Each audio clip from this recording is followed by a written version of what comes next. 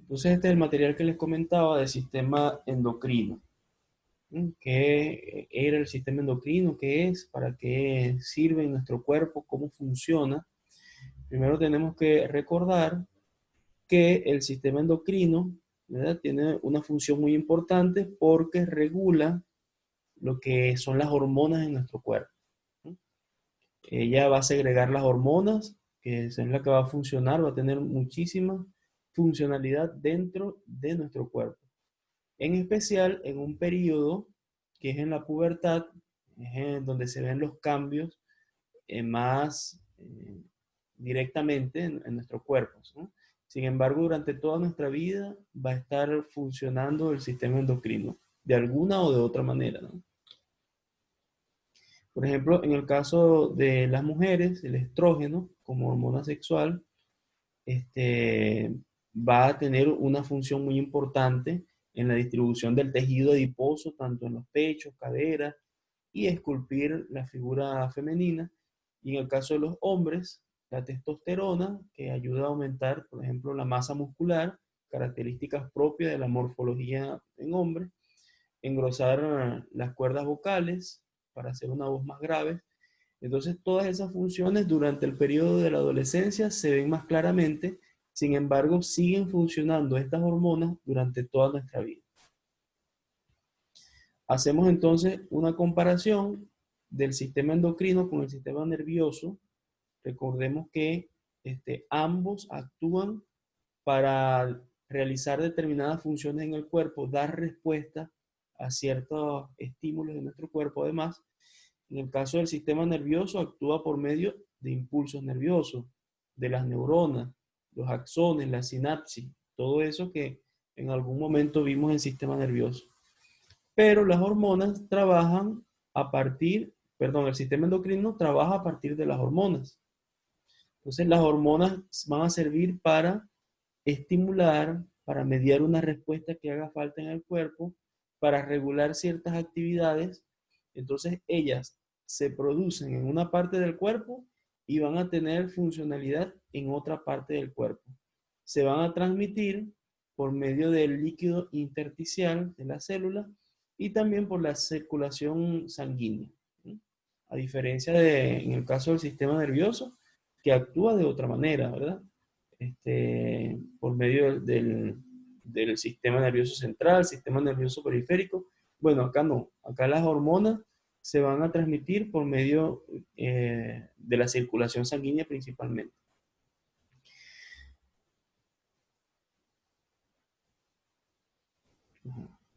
Entonces, cuando hablamos del líquido intersticial, fíjense, nos referimos a ese líquido que está en espacios tisulares, ¿sí?, en medio de los tejidos, en medio de las células, y por donde se va a insertar esas hormonas de las que hablamos. También es importante que sepamos el concepto de lo que es una célula diana. Una célula diana se refiere a esas células a donde van dirigidas las hormonas, la acción de las hormonas. Habíamos dicho que se producen en una célula, pero entonces van a tener función en otras células, en otra parte de nuestro cuerpo quizás.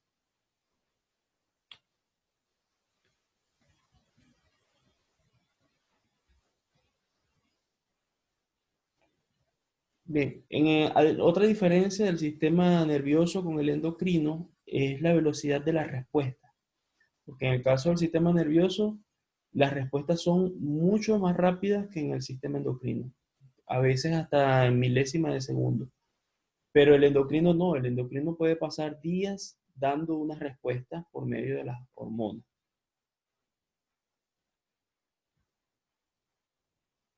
Pasamos por acá, como dije, vamos a estar viendo de acá de este material, no todo, sino algunos conceptos, así que pueden ir haciendo además anotación de lo que voy mencionando para ir repasándolo en este contenido, ¿sí? Donde nos detengamos, ustedes hacen la anotación de eso, que eso es lo que vamos a darle más prioridad.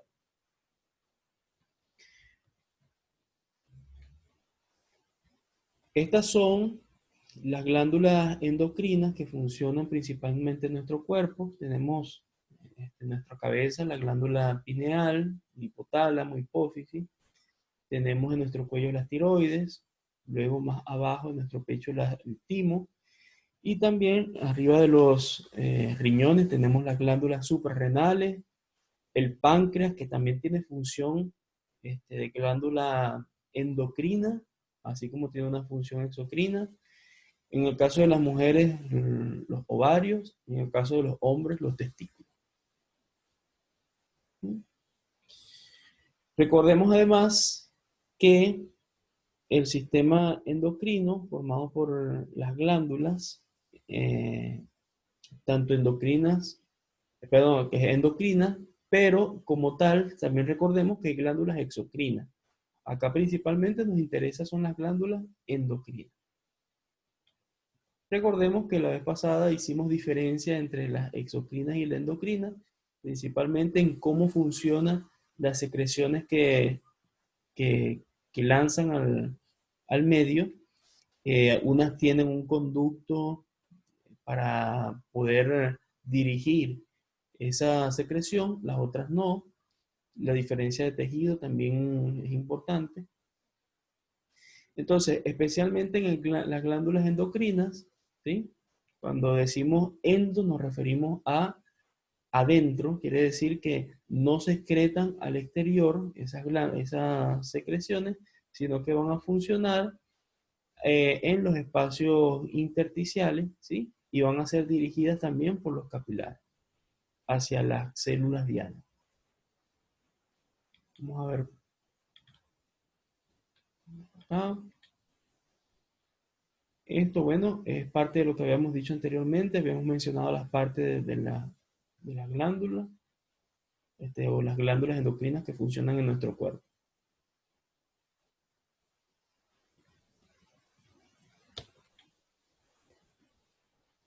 Muy bien. Así como hay unas células que producen esas hormonas, van a haber otras células, las dianas específicas, que producen, que reciben a esas hormonas que son producidas. Y esas glándulas, cuando la producen, las lanzan al medio o a los capilares. Y también las células que las reciben van a ser especializadas en recibir a ese tipo de hormonas, ¿sí? Entonces, fíjense acá, por ejemplo, cómo una de las células endocrinas lanza su producto, es decir, una hormona, y entonces van a haber algunas células receptoras y esas células van a tener ciertos receptores que van a actuar de manera distinta dependiendo del tipo de hormona que se produzca. ¿Sí? Algunas van a tener los receptores en el exterior, otras en el interior de la célula, ya vamos a ver eso. Pero lo importante acá es que sepamos que esas hormonas van a ser específicas para cada célula diana. Acá lo pueden ver más claramente. Vamos a ver si... Muy bien. Ahora, también hay que tener en cuenta que hay hormonas que son de circulación amplia y otras son de circulación local. Por ejemplo, en el caso de la de circulación local, no es necesario que las hormonas se lancen a la sangre, sino más bien por el tejido intersticial o el espacio, el líquido intersticial. Esas hormonas van a correr hasta las células vecinas, ¿sí? Y hay otras células, como esta que están acá, que son autocrinas, es decir, ellas mismas producen la hormona y la van a utilizar ellas mismas, ¿sí? La misma célula que produce la hormona también la va a utilizar. Entonces, de las locales podemos diferenciar en paracrina y en autocrina. Paracrina, cuando produce una y la utiliza una célula vecina. Autocrina la produce ella y la utiliza también ella misma.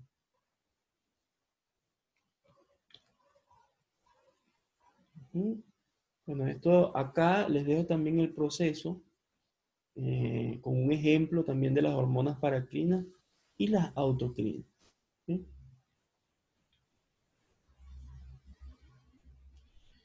Bueno, entonces debemos recordar que las hormonas locales, por lo general, se van a inactivar rápidamente, van a tener un tiempo de funcionalidad que es bastante corto, ¿sí? Otras también pueden persistir por algunas pocas horas y con el tiempo las hormonas circulantes son inactivadas, en este caso por el hígado, y son excretadas por los riñones. Entonces vamos a tener esas dos diferencias también en cuanto a las hormonas circulantes y a las hormonas locales. Luego tenemos la diferencia entre lo que es una hormona liposoluble y una hormona hidrosoluble.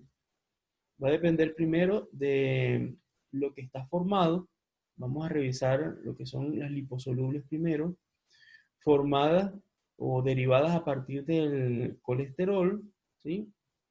Estas hormonas, cada hormona esteroidea es única porque tiene un grupo funcional en su molécula. Cuando hablamos de grupo funcional, es una parte adherida a su molécula que va a servir para adherirse a la célula diana. Entonces, ahí es donde está la diferencia de cada una de esas hormonas liposolubles, ¿sí? Que son hormonas también conocidas como hormonas esteroideas. Y el mecanismo lo vamos a revisar a grandes rasgos. Primero tenemos que saber que la respuesta de una hormona va a depender de la célula diana, ¿no? Cómo va a estar localizada, dónde va a estar localizada esa célula diana. Ahora, la hormona va a poner en movimiento ciertas respuestas celulares, pero antes, por supuesto, la hormona tiene que anunciar la llegada a la célula diana para que se preparen los receptores de esa célula diana. ¿Sí? Vamos a ver acá, está más claramente. Fíjense, tenemos que tener en cuenta que en el caso de las hormonas liposolubles e hidrosolubles tienen unas diferencias en las maneras como son recibidas por la célula diana. Las liposolubles, de las que hemos hablado en las láminas anteriores, los receptores de estas hormonas van a estar localizadas dentro de las células dianas, mientras que las hidrosolubles, que son las que vamos a ver ahora, van a tener la recepción en la membrana plasmática de la célula diana. Así que nos quedamos con esa idea. Liposoluble dentro de la célula diana, hidrosoluble en la membrana plasmática, en la parte exterior. Bueno, esto rápidamente, solamente para mostrarle de acá, pueden anotar esto, para mostrarle el funcionamiento en el caso de las liposolubles. Habíamos dicho que se va a difundir muchas de estas que tienen función circulatoria, se van a difundir por medio de la sangre, luego pasan, fíjense, si esta es la sangre, pasan al espacio intersticial y luego van a ingresar a la célula para ser recibida.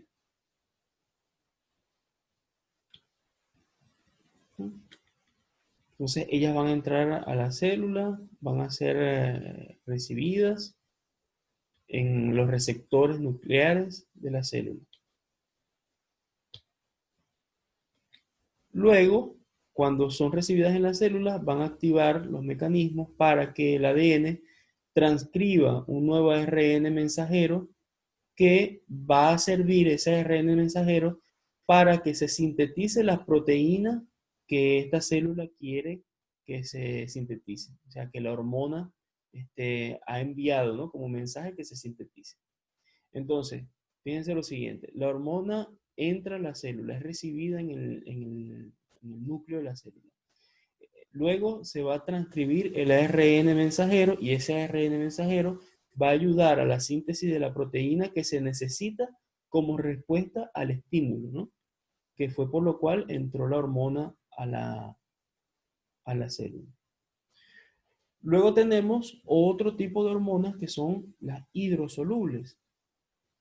En este caso, las hidrosolubles, a diferencia de las liposolubles, van a tener su recepción en la membrana plasmática. Luego, el primer mensajero, que es la hormona, recién llegando a eso, va a hacer que se produzca un segundo mensajero. Ese segundo mensajero lo vamos a llamar AMP cíclico. Vamos a recordar qué es eso de AMP, creo que lo habíamos mencionado en clases anteriores. Ya ustedes de seguro se van a acordar de esto. Entonces, cuando esta hormona es recibida, va a activar un mecanismo para que se reactive lo que es el AMP cíclico. ¿De dónde viene esa palabra de AMP cíclico? ¿O de dónde sale? Bueno, esta sale del ATP. ¿Recuerdan ATP de seguro, que es el adenosintrifosfato? Bueno, eso va a pasar un proceso de desfosforilación y va a producir al AMP, adenosin monofosfato. Es decir, en este proceso se va a perder energía, si recordamos las clases anteriores.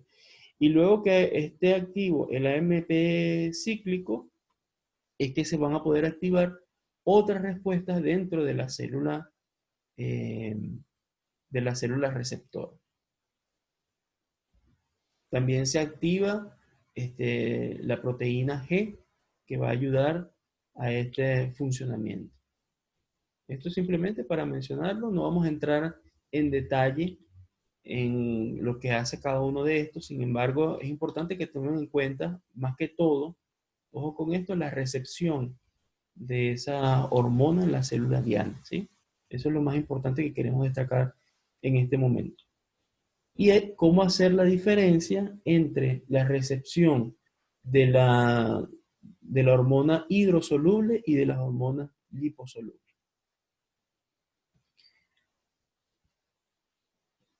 Bueno, ya como vimos, los conceptos básicos acerca de lo que es una hormona, cómo son recibidas y cómo son transportadas, podemos hablar de las glándulas endocrinas. ¿Qué son las glándulas endocrinas? Es un conjunto de glándulas que van a producir a las hormonas, ¿sí? Y que luego las van a distribuir en nuestro cuerpo según la función que se necesite realizar en ese momento. Ya hemos visto también a qué se refieren las hormonas endocrinas propiamente dichas. Bueno, tenemos la hipófisis, la glándula tiroidea, las glándulas suprarrenales que tienen funciones fundamentales en nuestro cuerpo, la pineal, la paratiroide. Vamos a estar revisando algunas de estas posteriormente. Y hay otras glándulas que también, aunque no son clasificadas como glándulas endocrinas propiamente dichas, pero sí tienen una función como glándulas endocrinas, ¿sí? Aunque no es su única función. Que algunas de esas, por ejemplo, son el páncreas. También podemos hablar de función endocrina en los riñones propiamente dicho, en el hígado, incluso en el corazón y en el estómago. Bien, luego de esto, vamos a revisar algunas de esas glándulas. Empezamos por la hipófisis. ¿Qué es la hipófisis? Vamos a hacer énfasis en la función que tiene esto. Esta es la ubicación que tiene la hipófisis. En este lugar está ubicado en un espacio de nuestro cráneo que se llama la silla turca, en el hueso efenoides. Este es el aspecto de la hipófisis, ¿sí? Cuando está extirpada aproximadamente de 1 centímetro de longitud. Y esto es el hueso efenoide. Entonces ella está ubicada en lo que se conoce como la silla turca. Entonces, la hipófisis, denominada también glándula maestra, y propiamente dicho, porque su función es bastante importante, principal en otras glándulas del cuerpo, ¿sí? Y esta se divide en dos partes, que es la adenohipófisis y la neurohipófisis. Para resumir, en el caso de el lóbulo anterior, fíjense lo siguiente, Vamos a hablar de la adenohipófisis primero, que también se conoce como lóbulo anterior, que es el más grande. Va a secretar hormonas que regulan un amplio rango en las actividades del crecimiento humano y la reproducción, ¿sí? Por ejemplo, vamos a ver si lo puedo colocar acá más claramente.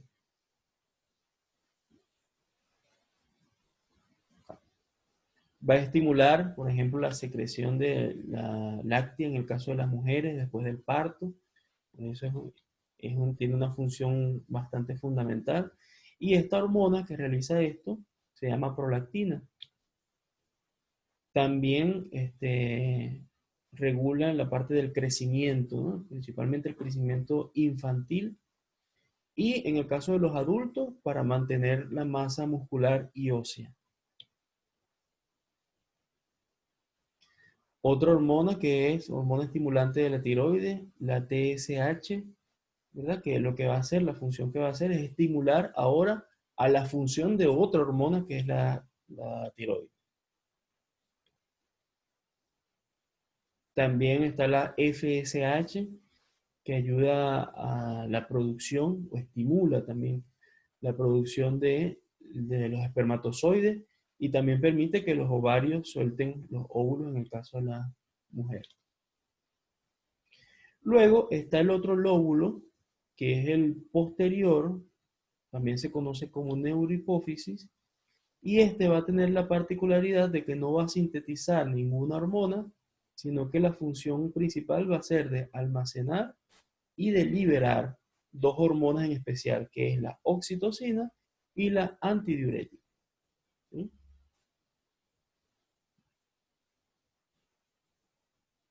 Entonces, la oxitocina, que ayuda durante las contracciones del parto,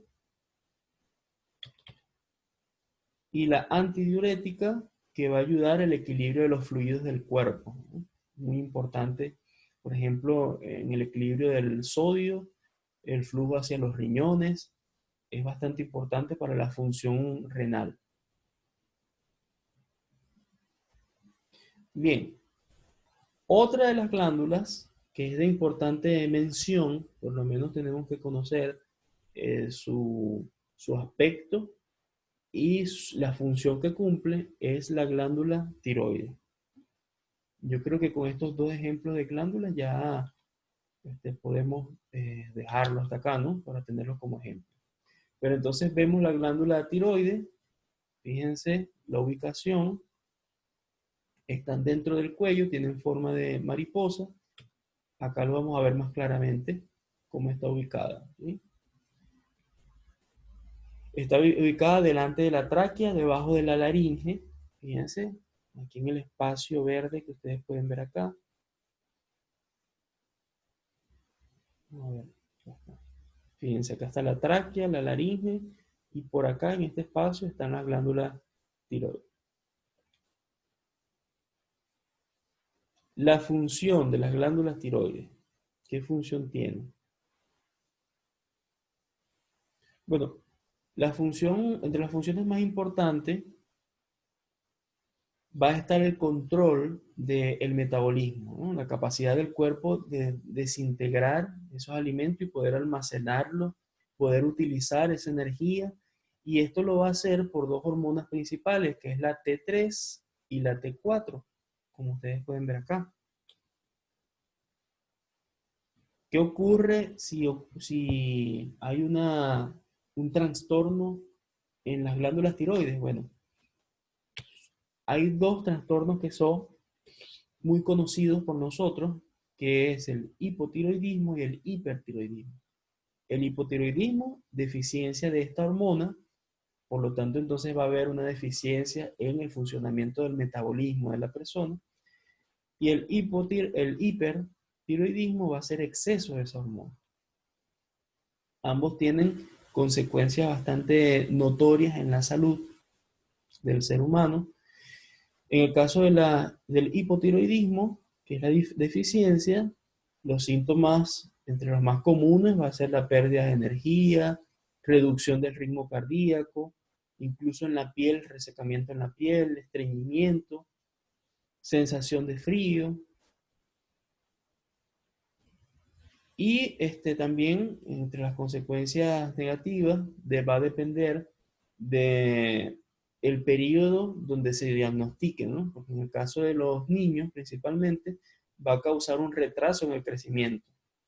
También, si no se trata a tiempo, el hipotiroidismo va a causar un retraso mental, un retraso en el desarrollo mental del ser humano, ¿sí?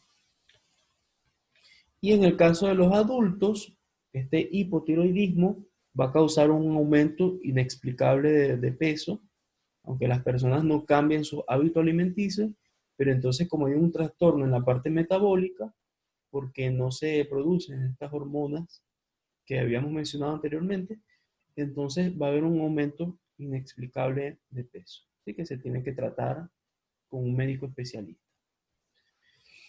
Otra consecuencia que también es bastante visible y bastante desagradable es el bocio, ¿sí? Estéticamente bastante desagradable.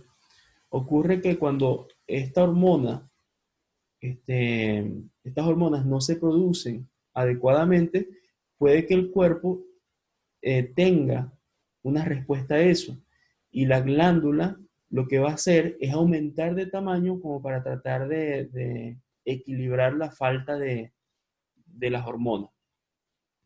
Y entonces ocurre esto que está acá, ¿sí? Son protuberancias bastante visibles, crecimiento de estas glándulas tiroides principalmente, como había mencionado, por la falta de las hormonas que se producen. Y por otro lado, el hipertiroidismo, que es el exceso de las hormonas, va también a causar ciertos problemas de salud. ¿Sí? Entre las causas principales del hipertiroidismo, podemos mencionar, bueno, en realidad son varias, ¿no? Y son bastante, a veces incluso desconocidas. Pero nosotros sabemos también que las consecuencias que tiene el ser humano son bastante visibles. Por ejemplo, en el caso de los síntomas de hipertiroidismo, puede estar también la fatiga, la intolerancia al calor, aumento del apetito, nerviosismo, pérdida de peso, generalmente es lo más común, la pérdida de peso, inexplicable también, como en el caso del hipotiroidismo, que es aumento, inexplicable, bueno, en el caso del hipertiroidismo es pérdida inexplicable. Vamos a ver, bueno, eso principalmente es lo que queremos que nos quede de este sistema endocrino, ¿no? Hemos visto estas dos como ejemplos. De todas maneras, en este material que les dejo, también ustedes van a poder ver otras funciones que tienen las glándulas, como por ejemplo la glándula paratiroides. Acá les tienen la función. Es bastante interesante que ustedes puedan revisar el resto del material, pero principalmente nos vamos a quedar con las que hemos mencionado hasta ahora, ¿sí? Recordemos que en esta clase mencionamos lo que era el hipertiroidismo, el hipotiroidismo como trastorno de las glándulas tiroides,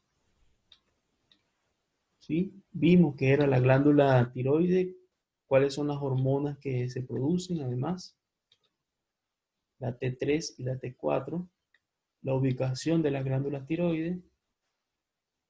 También vimos lo que son las hormonas antidiuréticas. Vimos cómo funciona el lóbulo posterior y el lóbulo anterior de la hipófisis, cuáles son las hormonas que se producen en ambos. Bueno, en el caso el lóbulo, del lóbulo posterior no va a producir hormonas, sino la acumulación de hormonas, ¿sí? Vimos dónde está ubicada la glándula hipófisis, además. Vimos en general cuáles son, o las nombramos por lo menos, las glándulas endocrinas, cómo funcionan además las hormonas hidrosolubles y las liposolubles. Principalmente hicimos énfasis en la recepción de esas hormonas por parte de la célula diana. ¿sí? Que es lo que más queremos que nos interese. Sí, también definimos la diferencia entre una hormona liposoluble e hidrosoluble, ¿sí?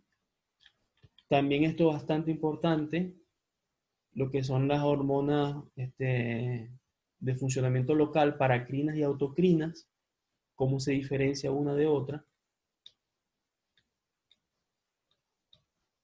Y en general vimos qué son las hormonas y qué es el sistema endocrino y cuál es la diferencia con el sistema nervioso.